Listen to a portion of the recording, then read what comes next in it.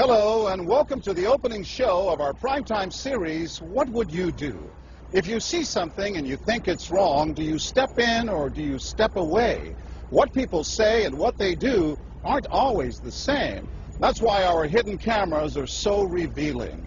In our first scenario, we weren't sure what to expect when our opinionated man behind the counter meets the Muslim woman in a headscarf. Deep in the heart of Texas, at this little roadside bakery, bigotry is being served with a coffee and dish. Sir, I had a question. No, ma'am. We don't serve Muslims here. I'm sorry? This is America. We're at war with your people. I don't know what you think I am. I'm just trying to get an apple. Well, you're a terrorist is what you are. So... Excuse me? You got to take your business elsewhere. We don't serve your kind here. The other customers at this bakery near Waco seem to hear everything, but they barely look at the Muslim woman, even when the language is tough to take. Get back on the camel and go back wherever you came from. Sir, I'm an American. I was born and raised in No, this you're not. country. Americans don't wear towels on their head. Muslim Americans say these are words they hear all the time in all parts of the country. But here at the bakery, what the customers don't know is that this Muslim woman and the man behind the counter are actors. The bakery is working with us, all part of a primetime hidden camera experiment on prejudice and patriotism. Please take your business elsewhere. Am I asking too much? When no one even tries to help her, she makes a direct appeal. Sir, would you mind ordering me an apple strudel? That's why I'm here. I can give you the money. I have no problem. That's not a problem. Please no, sir. I'm not going to let you work. But when he gives her the cold shoulder, she finally just leaves. You could have helped her out. You could have spoken up. Why not? Me speak up for her? Well, if he tried to do some harm to her or something, then I would have. But why not try to set him straight? I really think that a person that owns his own business should be able to say who they sell to. She's not American. Others seem to agree with our actor as to who's an American and who's not. Is it all based on the way we look?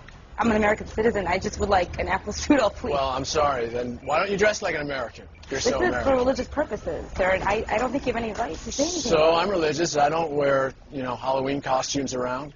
I mean, am I wrong here, sir? Not me. I run my business the way I want to run. That's right. Don't put them in here without shoes and skirt on. This customer is adamant that the man behind the counter is doing the right thing. I'm ready for you. But the fact is, it's against the law to deny service to someone based on their race or religion. My name is John Quinones, and I'm with ABC News. What did you think of what you heard here? I didn't hear anything racist. He told her he wouldn't serve her. Well, he can say he wouldn't serve you if you come in here barefooted without a shirt on. But she wasn't barefoot or without a shirt on. Well, she wasn't dressed right. What do you mean? If I was running a place, I'd do the same thing. You wouldn't let Muslims shop at your store? I sure wouldn't. We never expected customers to be so candid. How do I know you don't have a bomb in there? Watch what happens this time when, once again, our Muslim woman is denied service This is not right. and again leaves. I mean, we reserve the right to not serve. That's right. Certain kind. That's right. That's, I appreciate seeing that. I think that's the first time I've ever seen that. He not only commends the man behind the counter for his discriminatory behavior, but he gives him the thumbs up, not once, but twice, Good job. All right. as he leaves. Sir, can I talk to you, sir, for a second? But when I approach, Sir, we're with ABC News. there is no thumbs up for me. We staged a little experiment in there to see how people would react to that kind of attitude. You're not an American. I am an American. That man took it a bit farther, telling me I'm not an American. He was threatened. Jack DeVideo is a social psychologist at Yale University. So when we as Americans feel threatened from the outside, we're going to define ourselves in very rigid fashions. Either you're with me, and if you're not really one of me, then you must be somebody else who's against me. The young woman in our experiment is an actor, but for this woman, discrimination is all too real. Nahaya Javed helped us design our experiment. Although born in Chicago, she says she's constantly characterized by fellow Americans as the enemy. They always start off with, you're a terrorist, Osama lover, towel head, camel jockey, on and on. While attending college in Texas, she says she continually suffered verbal abuse and has even been physically attacked just because she's Muslim. They assume I'm not from here, and if I tell them I'm American, they're like, no, you're not. Just because you were born here doesn't make you American. And I'm like, so what makes you American? It's a daily battle. Mm-hmm. And I don't feel like living in America, I should have to fight this battle. Meanwhile, back at the bakery, our actor is at it again. But how do I know you're not a terrorist?